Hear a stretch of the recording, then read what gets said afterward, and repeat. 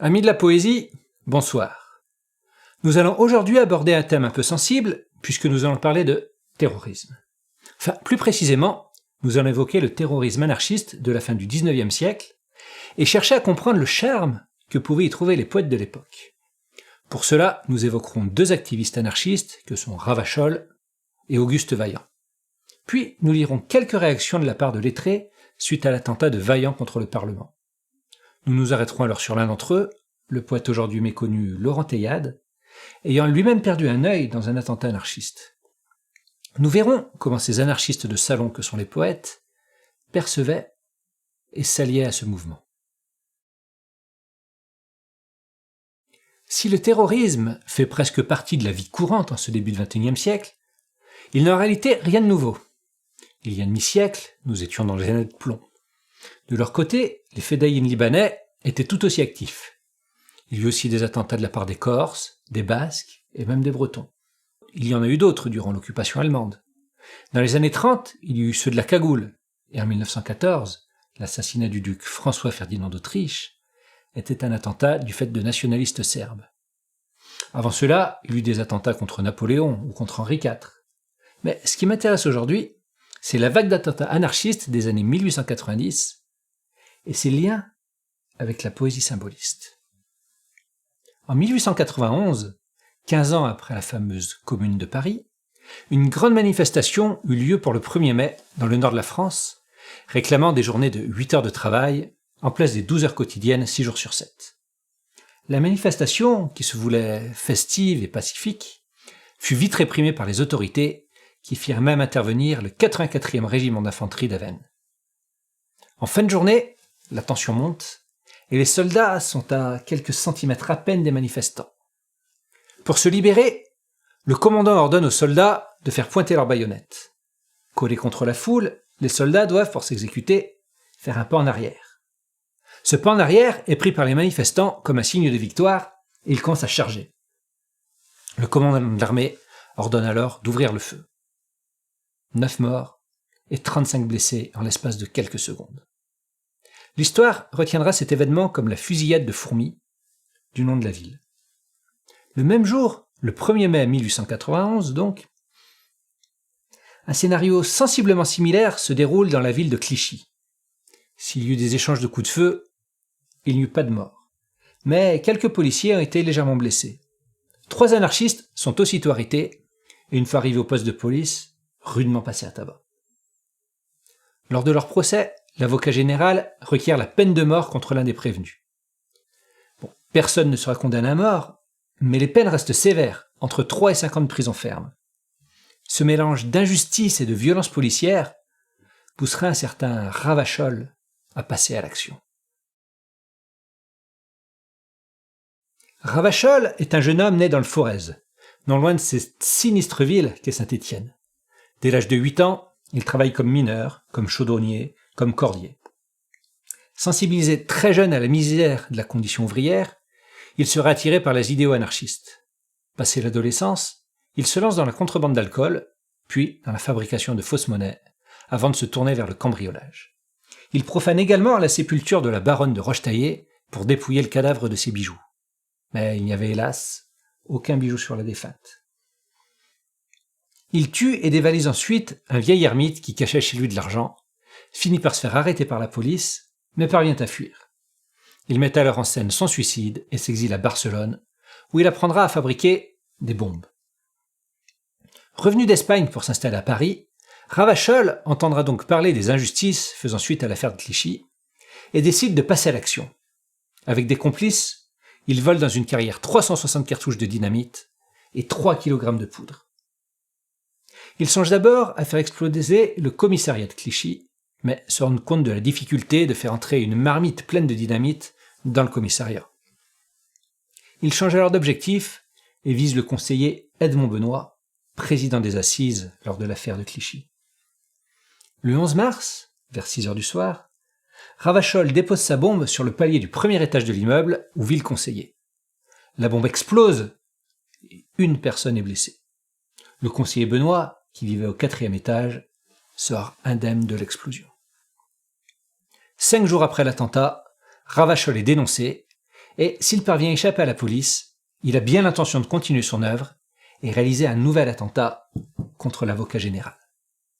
Le 27 mars, à 8 heures du matin, il dépose une nouvelle bombe au 39 rue de Clichy, au 2e étage, où vit le substitut Bulot. 7 personnes sont blessées, l'immeuble est ravagé. 3 heures plus tard, il s'arrête au restaurant Véry, où il discute avec un garçon de café de ses théories anarchistes et de l'attentat ayant eu lieu 3 heures plus tôt. 3 jours plus tard, Ravachol revient au restaurant, mais le garçon de café, soupçonneux, avait prévenu la police qui arrête le terroriste. 1 mois plus tard, la veille du procès de Ravachol, une bombe dissimulée dans le restaurant explose, tuant le patron et un client. Ravachol et ses complices sont donc jugés, mais le verdict est inattendu. 3 de ses complices sont acquittés, tandis que Charles Simon et Ravachol sont condamnés à des travaux à perpétuité. Les anarchistes avaient un potentiel de terreur suffisant pour faire peur au jury, qui fit ainsi preuve d'une remarquable clémence à l'égard des accusés. L'écrivain Octave Mirbeau commenta les attentats de Ravachol de la façon suivante.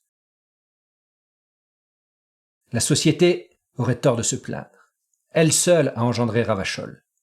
Elle a semé la misère, elle récolte la révolte. C'est juste.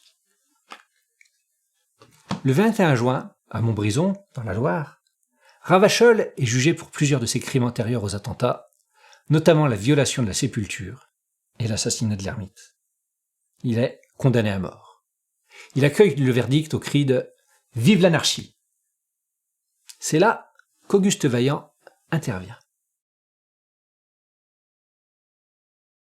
Auguste Vaillant a eu un parcours assez similaire à celui de Ravachol. Enfant ayant grandi dans la misère, il vit seul à Paris dès l'âge de 12 ans, survivant comme il le peut. Très vite, il sympathise avec le mouvement anarchiste, et à l'annonce de la mort de Ravachol, il décide d'agir. Le 9 décembre 1893, Auguste Vaillant entre à 16 heures dans la chambre des députés du Palais Bourbon et jette en son cœur une bombe chargée de clous. Une 50aine de personnes sont blessées, dont Auguste Vaillant lui-même. Durant son procès, il prononce la déclaration suivante. « Messieurs, dans quelques minutes, vous allez me frapper, mais en recevant votre verdict, j'aurai la satisfaction d'avoir blessé la société actuelle. Cette société maudite où l'on peut voir un homme dépenser inutilement de quoi nourrir des milliers de familles, société infâme qui permet à quelques individus d'accaparer la richesse sociale, là de mener cette vie de souffrance et de lâcheté, j'ai porté cette bombe chez ceux qui sont les premiers responsables des souffrances sociales. » Il sera condamné à mort. Malgré une demande de grâce signée par une 60aine de députés auprès du président Sadi Carnot, Vaillant est guillotiné le 5 février 1894 à 32 ans. En représailles, Sante Geronimo Caserio, un anarchiste italien, assassinera à Lyon, le 24 juin 1894, le président de la République française, Sadi Carnot, qui avait refusé la grâce de Vaillant. Le lendemain, sa veuve reçoit une photo de Ravachol, au dos de laquelle sont écrits ces mots. Il est bien vengé. Suite à cela, seront adoptées différentes lois permettant de lutter plus efficacement contre la mouvance anarchiste, et qui seront appelées par ses opposants les lois scélérates. Mais revenons-en à cet attentat dans la Chambre des députés.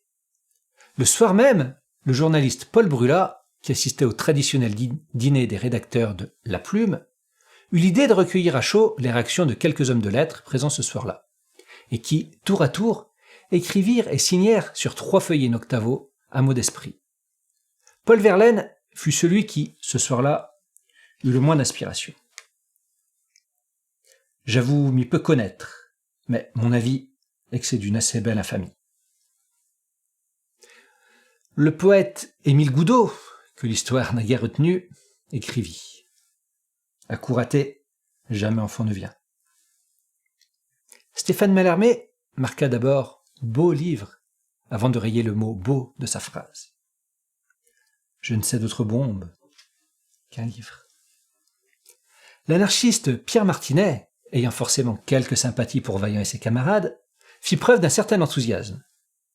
Plus on tuera, mieux ça vaudra.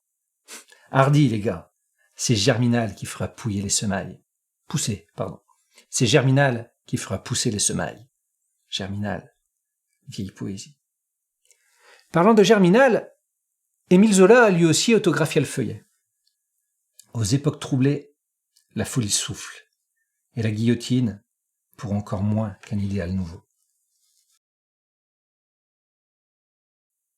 Mais la pensée qu'on retint, celle qui fit réellement scandale sur ces feuillets, fut celle du poète symboliste Laurent Teyade, qui écrivit « Qu'importe les victimes, si le geste est beau. Qu'importe la mort de vagues humanités, si, par elle, s'affirme l'individu. » Plus tard, il se justifiera dans la presse, affirmant n'avoir prononcé que la première phrase reproduite, et voulant indiquer que, pour nous, contemplatifs, les désastres de ce genre ne sauraient offrir d'intérêt en dehors de la beauté qui, parfois, s'en dégage. Laurent Teyade est un poète appartenant à la mouvance symboliste, né à Tarbes le 18 avril 1854, dans une famille de magistrats pieux et conservateurs qui, voyant leur fils avoir une morale quelque peu dissolue, le marièrent rapidement afin qu'il se rangeât. Décision qui marcha plus ou moins, Teyade étant à la fois sympathisant monarchique, défenseur de l'Église catholique, mais aussi poète d'obédience parnassienne et pilier du casino local. À la mort de sa femme, il monta à Paris et se mit à fréquenter tant les cabarets que la bohème littéraire de Montmartre.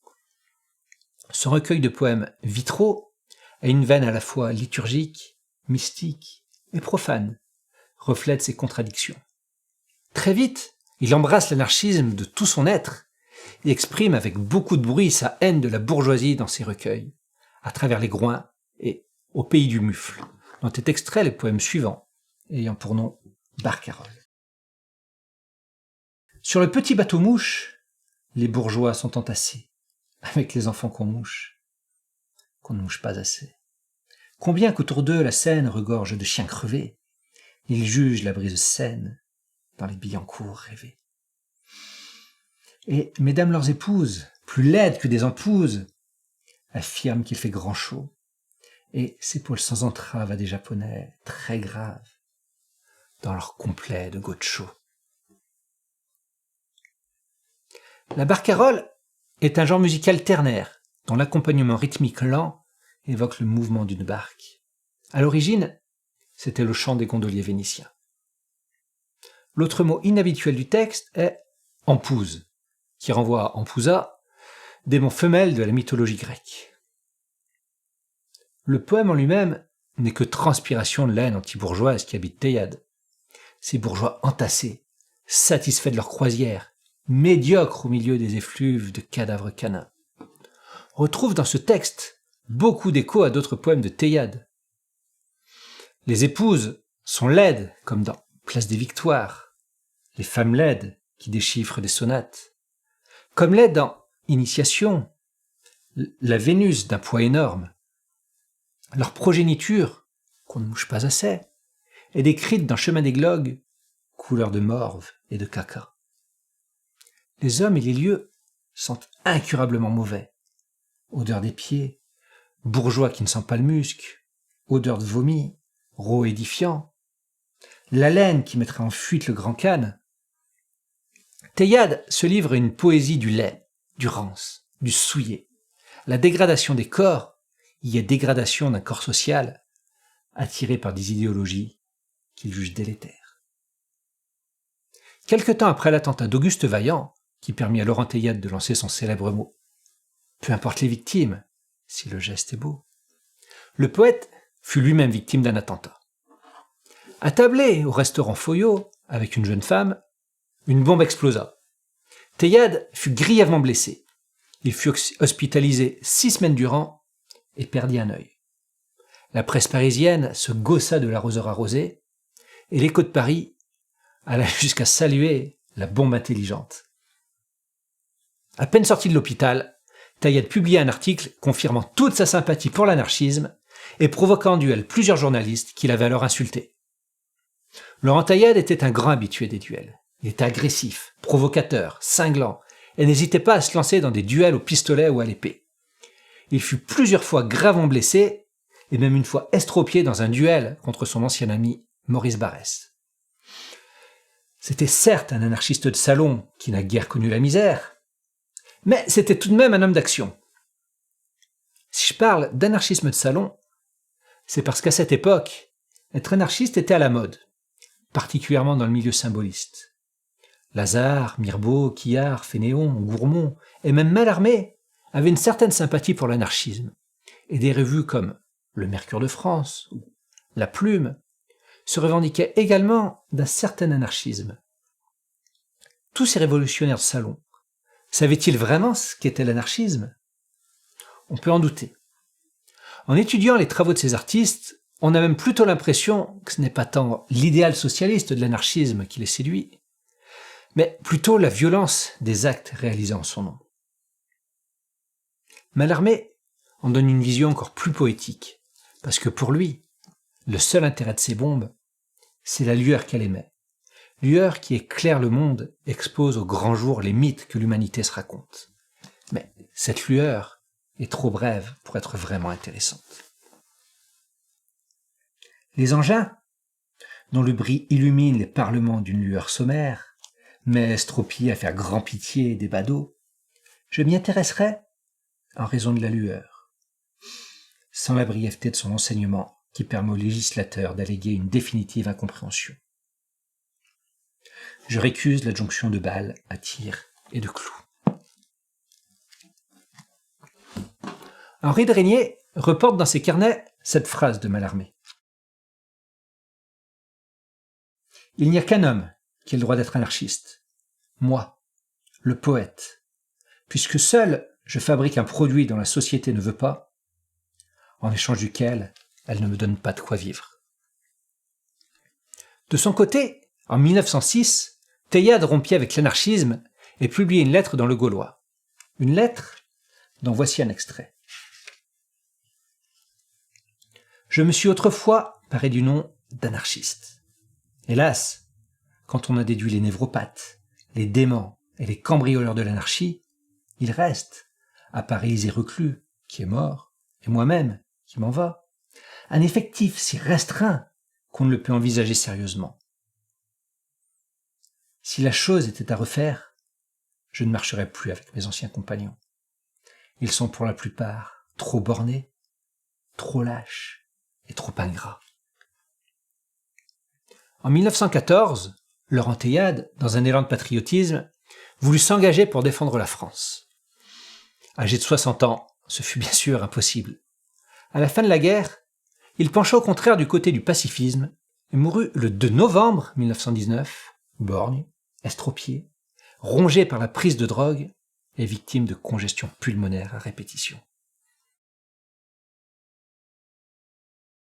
Depuis le début de cette vidéo, je parle d'anarchisme de façon abstraite. Mais l'anarchie, c'est quoi ? Ses détracteurs vous diront que c'est une sorte de chaos désorganisé où aucune loi ne régit les diverses actions et interactions du monde. L'anarchie, c'est en somme une société où règne l'anarchie. On pourrait plutôt voir l'anarchie comme un système politique idéal, voire même utopiste, où l'État n'existerait pas, l'ordre social résultant alors du libre jeu des volontés individuelles. Enfin, les partisans de l'anarchisme en parleraient comme une sorte d'ordre social absolu. Il n'y aurait plus besoin de loi, puisqu'il n'y aurait plus de propriété. Il n'y aurait plus de misère, puisque tout serait collectivisé. Enfin, ce qui me semble être l'argument le plus pertinent, le concept de démocratie aurait du sens, puisque ce serait une démocratie participative directe, où la voix de chaque citoyen serait entendue, au contraire d'une démocratie représentative telle que nous la connaissons, où les élus représentent rarement leurs électeurs. En tant qu'écrivain habitué à explorer la noirceur de l'âme humaine, c'est une vision qui me semble un peu trop idéaliste pour être concrétisable. Mais je ne suis ni politicien, ni philosophe, et mon avis ne se base que sur un sentiment. Parlons plutôt du deuxième terme récurrent dans cette vidéo, et qui, sur cette chaîne parlant de poésie, m'intéresse forcément plus. Le mot symbolisme. Le terme symbolisme est formé à partir du grec ancien symbolon, qui dérive du verbe sumbalan, signifiant mettre ensemble, joindre, comparer, échanger.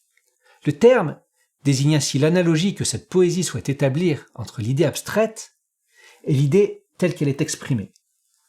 Pour les symbolistes, le monde ne saurait se limiter à une apparence concrète réductible à la connaissance rationnelle. Son, couleur, intuition, synchronicité, tous ces concepts participent à l'élaboration d'une vision poétique capable de déchiffrer les correspondances mystiques de nos perceptions sensorielles. Mais cette définition ne nous avance guère tant elle reste floue. Il est plus simple de définir le symbolisme parce qu'il n'est pas et parce qu'il rejette. Le symbolisme, c'est l'ennemi de la description objective, de la déclamation, de la fausse sensibilité, du dogme. Il cherche au contraire à vêtir l'idée d'une forme sensible, d'un subjectivisme. Le poète Gabriel Albert Aurier présente l'œuvre symboliste ainsi. L'œuvre d'art devra être, premièrement, idéiste, puisque son idéal unique sera l'expression de l'idée. Dieu que j'écris mal. Deuxièmement, symboliste, puisqu'elle exprimera cette idée en forme. Troisièmement, synthétique, puisqu'elle écrira ses formes, ses signes, selon un mode de compréhension générale. Quatrièmement, subjective, puisque l'objet n'y sera jamais considéré en tant qu'objet, mais en tant que signe perçu par le sujet. Cinquièmement, l'œuvre d'art devra être décorative. Le sujet n'a donc plus, ou presque plus d'importance. Seul compte la subjectivité du poète, se plaçant là à l'extrême opposé des réalistes et autres naturalistes. Le symbolisme, c'est le refus du matérialisme, du positivisme, refus d'une société que le progrès scientifique enlaidit et dégrade, rejet des esthétiques qui célèbrent le culte de cette réalité. Dans ce monde bourgeois, le poème symboliste doit avoir la beauté et le caractère explosif de la bombe. Le symbolisme, c'est la poétique de l'explosion qui brise les vitres, verrières et vitraux. Et en parlant de verrières et de vitraux, je voudrais finir cette vidéo en me tournant vers le précurseur du symbolisme, à savoir Charles Baudelaire, qui publia dans ses petits poèmes en prose un texte intitulé « Le mauvais vitrier », qui est un peu long, mais dont voici la fin. J'examinais curieusement toutes ces vitres et je lui dis « Comment ? Vous n'avez pas de verres de couleur, des verres roses, rouges, bleus, des vitres magiques, des vitres de paradis. Impudent que vous êtes. Vous osez vous promener dans des quartiers pauvres et vous n'avez pas même de vitres qui fassent voir la vie en beau. » Et je le poussai vivement vers l'escalier, où il trébucha en grognant. Je m'approchai du balcon et je me saisis d'un petit pot de fleurs. Et, quand l'homme reparut au débouché de la porte, je laissai tomber perpendiculairement mon engin de guerre sur le rebord postérieur de ses crochets. Et, le choc le renversant, il acheva de briser sous son dos toute la pauvre fortune ambulatoire qui rendit le bruit éclatant d'un palais de cristal crevé par la foudre.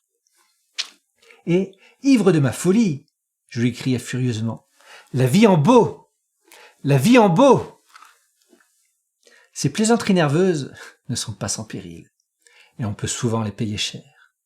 Mais qu'importe l'éternité de la damnation, à qui a trouvé dans une seconde l'infini de la jouissance. Je trouve fascinant que ce poème en prose de Baudelaire ne soit pas devenu un leitmotiv des revendications postmodernistes. Il est aujourd'hui de bon ton de nier la réalité pour imposer sa vision du monde idéal. Il n'y a pas d'homme ou de femme, il n'y a que des genres. Toutes les femmes sont belles, même les laides, et ainsi de suite. Ce mauvais vitrier de Baudelaire, qui n'est quand même pas un poète insignifiant que personne ne connaît, ce texte qui clame la haine de ces vitres qui nous montrent la vie telle qu'elle est, qui revendique le désir de vitres magiques, de vitres de paradis, ce texte qui hurle « La vie en beau, la vie en beau », il est vraiment surprenant qu'il ne soit pas devenu l'hymne de toute cette nouvelle génération positiviste au point d'en nier la réalité. Pour que chose se fasse, il leur manquait peut-être ce petit détail. Une culture littéraire suffisante.